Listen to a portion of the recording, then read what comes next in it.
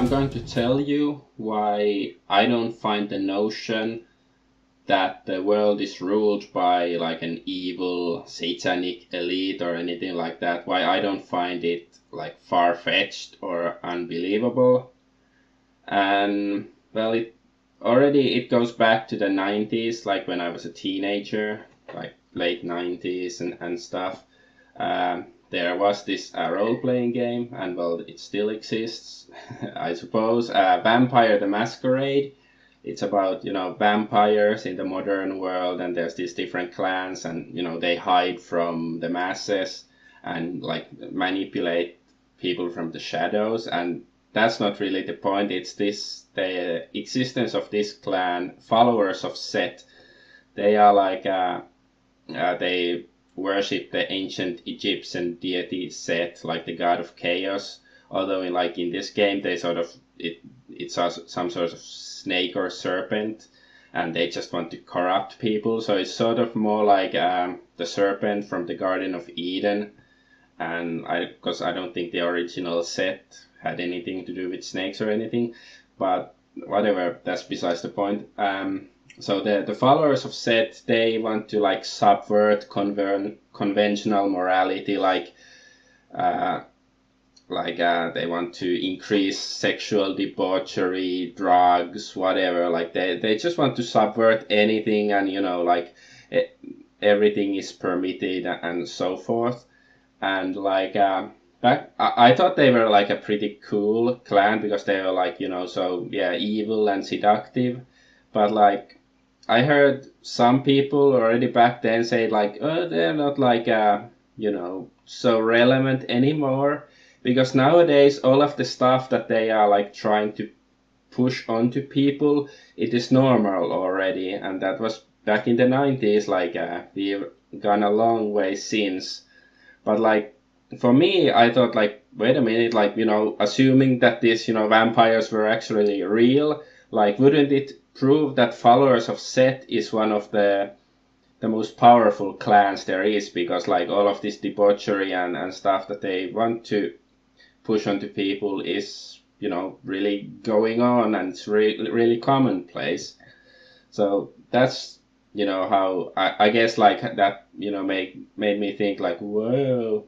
And I think they are sort of like what Aleister Crowley was promoting back in the day. And when I was a teenager, I probably didn't even know who he was or what he was representing. But I think the followers of Set were more or less inspired by Aleister Crowley's ideas.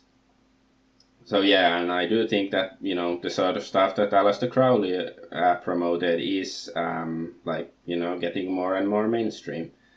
And anyway, then another thing that sort of hinted at that how really satanic the world is a bit, I guess this was in the early 2000s, Idols or American Idol, as it's in America, but in Finland it was only Idols, and I guess they had the same thing. And you can see here, in the Bible it says you shouldn't worship idols, and I'm not a Christian, especially back then. I hated Christianity, but there were these, things that's even though I don't follow the religion, it still makes sense not to worship idols. And of course, this pop idol notion has been prevalent among teenagers probably since the 50s, and Elvis and stuff. But and Elvis and Elvis, not an idol. An idol is something you worship, a golden bull or a golden calf in the Bible. And it's why would you worship them? But the corporations, they've been pushing for people to worship idols, and and it is I thought it was disturbing already back when I was a teenager and stuff. So anyway, these are just when I was young and I didn't know much about the world, but it just seemed like there's evil, even though on the surface it's still quite pleasant in most places in the West and the civilized world. When you walk down the street, people aren't usually killing each other or raping or anything, but like on the surface, it's quite. I mean, beneath the surface is quite different. But anyway, let's move on to like current day stuff. So this is sort of like this is sort of related, but from a different viewpoint. So I watched this video like last week, and interview or like discussion between Mr. Metaker and Styx Hexenhammer 666. I hadn't seen any like videos before by Styx Hexenhammer 666. I knew he was some YouTuber, but never bothered to watch any of his stuff. And he said a couple of times in the video that, you know, Google is because they were discussing this controversy when, you know, this James Damore, he was fired from Google because he was wrote some manifesto or something about all this, you know, liberalism, diversity bullshit, and all that stuff. So anyway, Styx Hexenhammer 666 was just saying that, you know, Google is just doing it for the money, that, you know, they just want money, and like if you make clear to them that you don't want you know, you don't want to you know, you don't want them to push this leftism stuff. You just have to tell them, and eventually they will go where the money flows and stuff. And he said it a couple of times, and that sort of triggered me, because like Google isn't just some, you know, some company that is just there to make money. It's part of the globalist establishment, like one of the pillars of like control in the modern world, in my opinion. And so like, okay, let's take a look at this article. I guess I should move it here. Like, you know, well, this is Fox business, so I don't know how reliable you can say, but like, why Google is the new evil empire. Like, you know, this quote from Google chairman Eric Schmidt: "We don't need you to type at all, because we know where you are, we know where you've been, we can more or less guess what you're thinking about. Is that over the line?" And Schmidt sounds Jewish, but that's besides the point. So yeah, it's like that's what Google has been doing. Like that's one of the main purposes of Google, to like gather information for people, for, well, I guess it's for, you know, control, and like you know, Candid, you know, the app, this nice social media app, it has this AI and stuff, and there was this controversy about it, like you know, end of last year, beginning of this year, and even I made some videos about it. But now it's Candid is shutting down, and the parent company Post Intelligence was sold. I don't know, it sounds like it's related to the intelligence service, Post Intelligence, like what, or like Post is like, you know, we go past intelligence, so now we are like, you know, we don't need the intelligence, we are so dumb and happy about it. I don't know. But anyway, like this was, well, most of the employees were from Google, and there was some speculation that the AI was like another version of Google's Jigsaw and stuff. So Google isn't there just to get your money. Google is there to get your money and to control you, or like to provide some information about you to those who would control you. That's what it's about. But yeah, this controversy with, you know, James Damore and him getting fired and stuff, I haven't looked like into all of the details, so maybe I'm wrong, but it just seems to me like this sort of stuff, like, you know, standing out here yelling rabble, rabble, rabble isn't going to help anything. But we don't know what else to do, Mayor.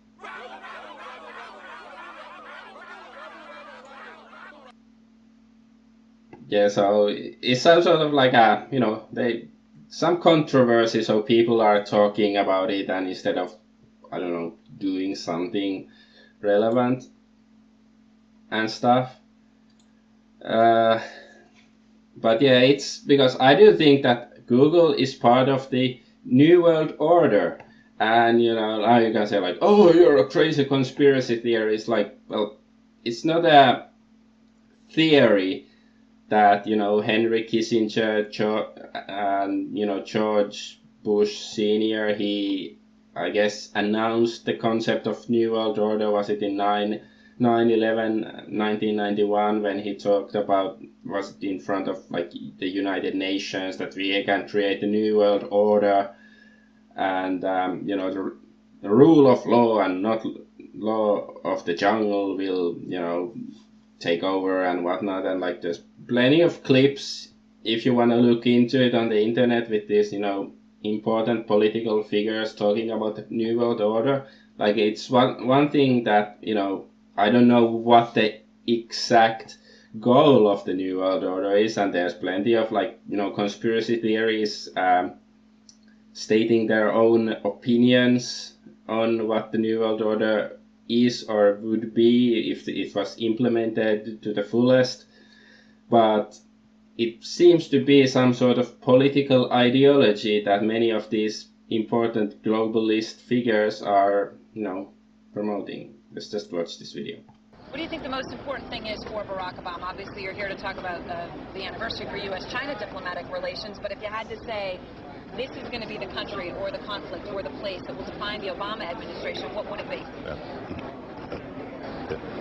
The president-elect is coming into office at a moment when there are upheavals in many parts of the world simultaneously. You have India, Pakistan, you have the jihadist movement. So he can't really say there is one problem that it's the most important one. But he can give a new impetus to American foreign policy, partly because the reception of him is so extraordinary around the world. I think his task will be to develop an overall strategy for America in this period when really a new world order can be created. It's a great opportunity. It isn't such a crisis. So he was basically saying that there's a lot of crises in the world and it creates a new opportunity to create the new world order. And it sounds very much like the allegedly Freemason phrase ordo ad chaos, so like order out of chaos. And I don't know if Henry Kissinger is a Freemason, and I'm not saying that the New World Order is necessarily a Freemason agenda or anything like that. Maybe it is, maybe it's not. But my point is that the Freemasons or whoever came up with this phrase seem to understand that it's, if you want to change society to a certain direction, first you have to create upheaval and dissatisfaction, because if everything is stable and everybody is happy, then they probably won't want to buy whatever you're selling. But if they are unhappy and scared and whatnot, then they are more willing to listen to your crap, whatever it is. So okay, let's just really go into the details of evil in this world, because there is a lot of evil. And it's I guess because the world is people are so dumped down, and public discussion is so dumped down and cowardly. Yeah, it's even I think it's more cowardly than dumped down even, that you shouldn't talk about evil, or you're supposed to argue over minor issues, even this this thing, guy getting fired or whatever, some feminist controversy and all this crap, and compared to what really is going on and what has been going on is it doesn't matter, because okay, I'm talking about the war on terror, for example.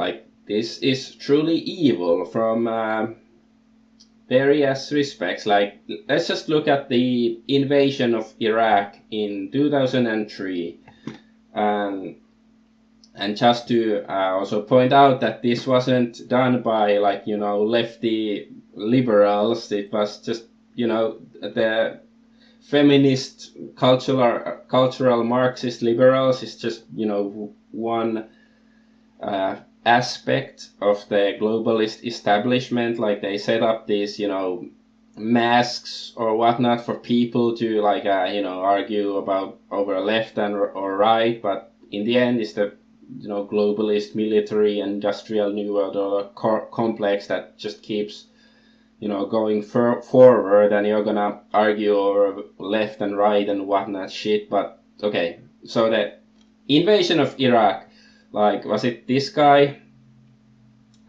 Colin Powell, and you know, Donald Rumsfeld, and they will say like, yeah, Iraq has weapons of mass destruction, we have to go there and kick their asses to save everybody from weapons of mass destruction. And of course, they didn't have any of it. So they lied, and you know, who knows how many Iraqis actually died, how many cities were bombed, how many people became homeless, and how many American and British soldiers died too. Of course, like many more Iraqis died. And that's not just, you know, that's just the most blatant example of all of this, you know, war on terror. And of course, even before the war on terror, the US and other Western nations have been screwing up the Middle East.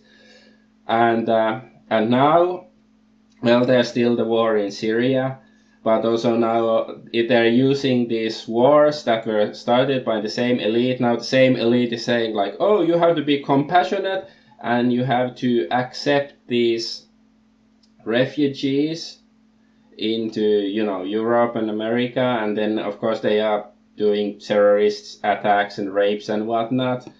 And, you know, at what point can you say like, well, it's not really evil, it's just like what is happening, and then you want to argue about like, you know, over some guy getting fired or whatever, like you know, some riot or something. And I'm not saying you shouldn't talk about, you know, these lesser issues, but like, it's, you know, people are missing the forest from the trees, that, you know, clearly the elite that is controlling the world is utterly evil. And, you know, you cannot just like say that, you know, they just follow feminism or they follow this or that ideology, or like, you know, they don't really know what they're doing, or like Google just is in it for the money. It's part of the establishment that is, you know, promoting whatever agenda that the elite is promoting. Like, you know, maybe 5 years from now, feminism will be a joke and there's some new scam that, you know, people are buying.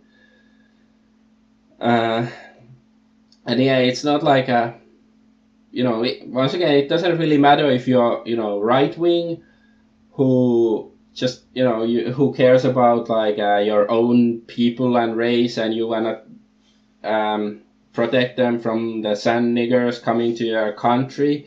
Because like, if there was no war on terror, they would have no excuse to, you know, send these immigrants to your countries. And on the other side, if you're, you know, hardcore leftist and you really care about all these, you know, brown people who are getting murdered and, you know, becoming homeless, then maybe you should be against these wars and stuff. And of course, we cannot turn back time 15 years and go stop George Bush before he invaded Iraq, but I think it's, you know, important to see these very obvious connections and also recognize that it's evil, it is malicious, it is more or less deliberate. Like, that's my point, because like, well, from Styx Hexenhammer 666's comment that, you know, Google is just in it for the money, I get like this vibe, even though he didn't say it, I don't think, but this maxim that I've heard so many like atheist geeks and whatnot repeat like it's some holy mantra, like never at Heinlein's razor. What is Hanlon's razor? Whatever, I don't want to read the whole article even, there's no so long. it's not so long, but anyway. Never attribute malice to that which can be adequately explained by stupidity. I have heard this so many times, like people on the internet, like, you know, I guess best I remember, like, Total Biscuit, like many years ago when I used to watch his videos, he said it like it was some holy thing.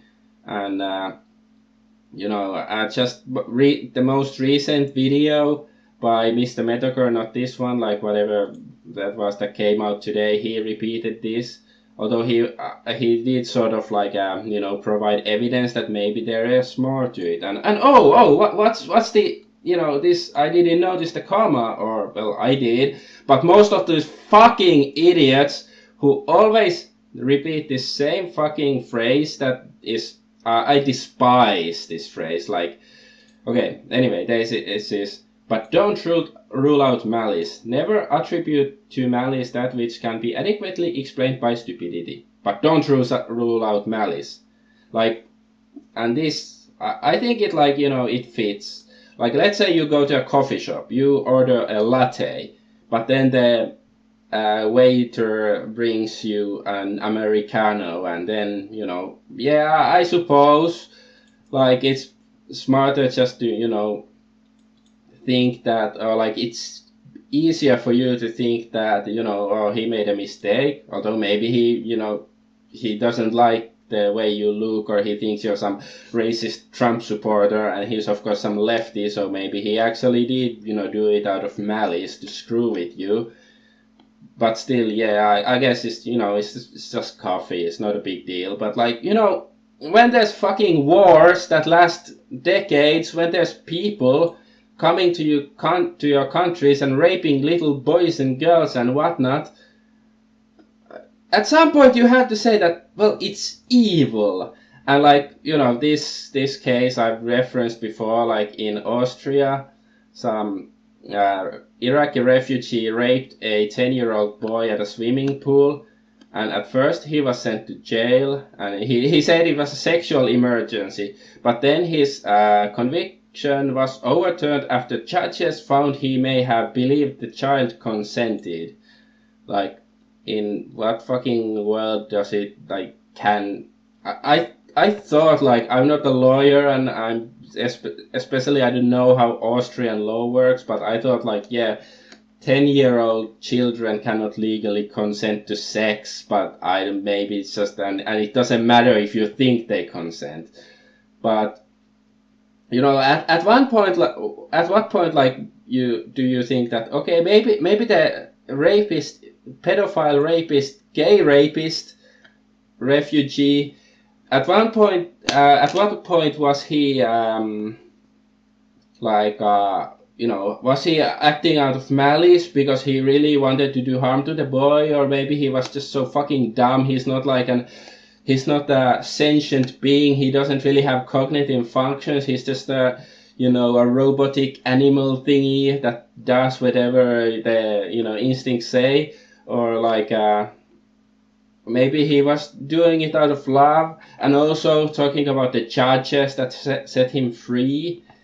Are they like some evil pedophiles who want to see every child in the world raped? Like, you know, Aleister Crowley said that every child should witness a sexual act before puberty.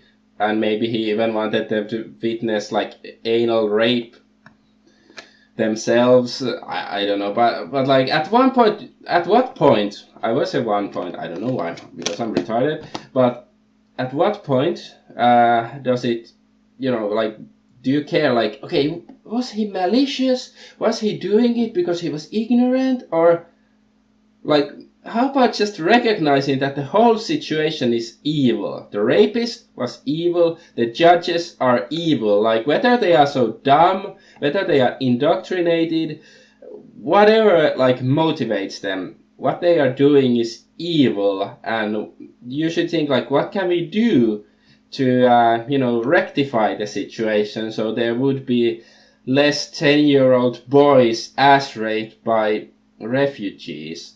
Like, what can we do? And I don't know really what we can do, except like at least we can recognize the situation for what it is. Like that especially like I'm fucking making a YouTube video, it won't change the world, but at least I can say like, you know, it doesn't fucking matter to repeat pointless maxims and then leave out like this small part. Like I had never heard this, but don't rule out malice. I have heard so many times people like on the internet repeat it, either like type it or say it on a YouTube video. Never attribute malice to that which can be adequately explained by stupidity. But it says don't rule out malice, because people do act out of malice, especially like you have a big corporation like Google or the American government or the military or whatnot. Like, they have agendas. They don't act like you know, like you know, average Joe might feel like, okay, he wakes up one day like, oh, what should I eat? Do I eat pizza today? Do I eat Chinese food? Like, you know, people like that maybe, you know, just live for the day, or like, you know, they want to go drinking the next weekend. But like, you know, these big organizations that rule the world, they have agendas, you know, like let's say McDonald's at least wants to, they have the agenda to make money and to create more loyal customers and whatnot, and you call it social engineering, or I call it social engineering. Like the use of centralized planning in an attempt to manage social change and regulate the future development and behavior of a society. And I'm not saying it's necessarily inherently good or evil or anything. Like, well, I'm leaning towards mostly evil, but of course, like sometimes like a government can try to manipulate society to like a direction that helps everybody. So it's not like inherently evil to socially engineer, but that's what has gone on for, you know, well, I think ever since like, you know, the dawn of civilization. Like in ancient Rome they had the concept of divide et impera, or like divide and conquer, or like as Americans coined in the 90s, command and conquer. Ha ha ha, that was a joke. So anyway, like divide and conquer is like you know, they had, because they, when the Romans, they conquered like, you know, this pagan tribes, or what do you, like, you know, barbarian tribes. Like let's say they conquered the Germanic tribe over here, and then the Celtic tribe over there, and then instead of having the like you know, these barbarians unite against Rome, they would, like, let's say they gave the Germanic tribe, they gave them like I don't know, like some welfare money. I don't think they gave welfare money, but let's say they gave like, you know, 1,000 gold coins to them like each year. But to the Celts they only gave 800 gold coins, and then the Celts would of course be jealous of the Germans, the Germanic tribes, because they get more free stuff. So then they would act instead like you know, fight or at least argue with the Germanics instead of with the, you know, the true enemy in Rome, like the, you know, Caesar or whoever. So, and I think that sort of stuff certainly happens nowadays. Like just, you know, the other day, or yeah, there was this, you know, protest and counter protest between white nationalists and leftards in Charlottesville, and then some car allegedly piloted by an alleged white nationalist ran into a crowd and whatnot. Like, you know, whatever happened, but I just think this whole fucking situation screams of divide and conquer. Like, once again, like, you know, if these right-wing people who care about their own race and ethnicity, and these lefties who care about poor refugees, like, if they looked at the facts rationally, they would see like, okay, maybe I don't like the other side, but like, they're not so evil as the, elites that are manipulating them and causing wars and, getting 10-year-old children raped and whatnot.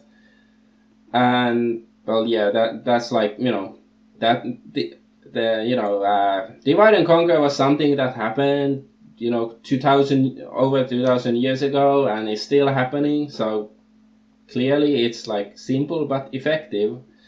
And another thing is, of course, bread and circuses, and we have plenty of bread and circuses in there, or McDonald's and television or Steam or something. I'm guilty as charged playing games on Steam and stuff. So, we have all sorts of distractions to keep us from doing more relevant stuff, or from educating us with relevant information and so forth. And like even like in China, ancient China, in Tao Te Ching by Lao Tzu, or whatever how you pronounce it,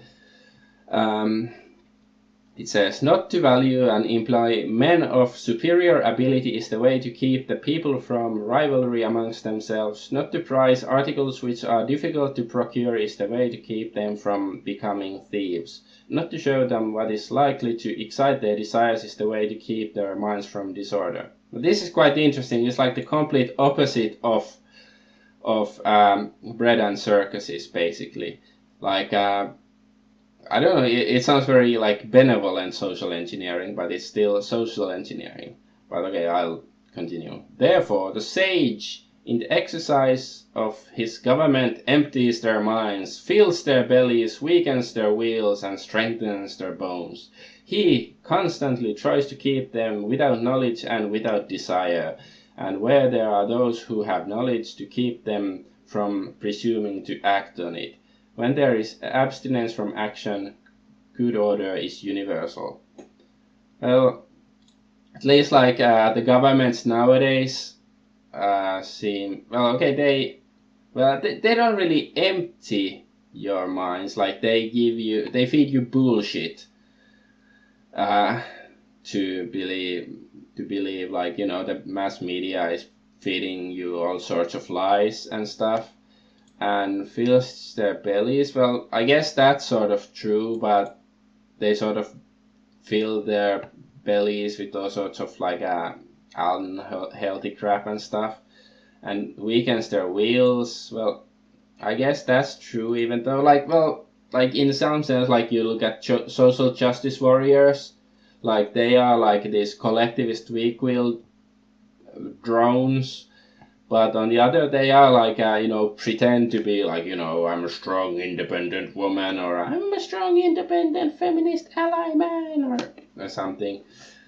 But certainly they don't strengthen the governments or the people in control nowadays. They don't strengthen people's bones. And of course, like, especially in America, there's Common Core that really apparently fucks up children because, well, it really teaches them crap and whatnot. But like, okay, my main point is like, social engineering has existed as long as society, like so-called civilized society, has existed, and it's not necessarily good or evil, but that is what they are doing. And when you look at the facts of what is going on in contemporary society, I don't know how you can forego the conclusion that we live in an evil society. Even though it might not be obvious when you walk down the street and whatnot, things seem pleasant, but, when you look at it a bit deeper what is going on, it is evil. And yeah, it's not just governments that are doing it. Like, that's another, like, I don't know, like, sort of retarded simplification, like, right-wing people are saying like, it's the government is evil, but we should give corporations power, whereas the lefties, they are like, the government is good, we need to empower the government because the corporations, they want to control us. Like, what's the fucking difference, really? I don't get it. Like, they're just like these artificial entities anyway that want to control people, and like, And they do. Even something like Blizzard, like, you know, the company that made World of Warcraft, StarCraft, all that stuff. At least I have like the impression that, because I don't really play their games, like I've certainly played some of them in the past, but I think they're like really annoying, mostly their games. But anyway, they like I think they create like really a loyal fan base, like, and I get the impression that some people, they only play, or at least to a large extent, they only play games by Blizzard, and they don't even like consider games made by other companies, because, well, I usually just play whatever I find intriguing and stuff. But they want to like create loyal customers, and Blizzard is just one example, because it's ultimately it's not just about money, it's about control. Like, that's the ultimate purpose of social engineering. And of course, like and pretty much like any organization, be it a government, a corporation, whatnot, they want to control you, and the motivation for controlling you might be different. Like, you know, let's say the political elite, maybe they want to resurrect Satan or Cthulhu, or, you know, to bring out the end of the world. Who knows what they really want? Or maybe they just want to maintain the status quo as long as they can, because it's better to rule in hell than to serve in heaven, or what is it that they believe, or like. But at least like something like Blizzard, they want more like loyal fanboys, and they want more money, and they sort of go together. And like I saw this documentary years ago about some American campuses that like the Coca-Cola company, like they I don't know, make some deal with the campus or something, that the campus can only sell drinks by the Coca-Cola company. And so when the people, the students there, basically if they get thirsty, they have to buy drinks from the Coca-Cola company. And then even after they graduate, since they've been drinking Coca-Cola products for, you know, 4 or 5 years, even after that, they are basically loyal slaves for life, and they're addicted to Coca-Cola products, so they keep buying them for an eternity. And that's just how things go.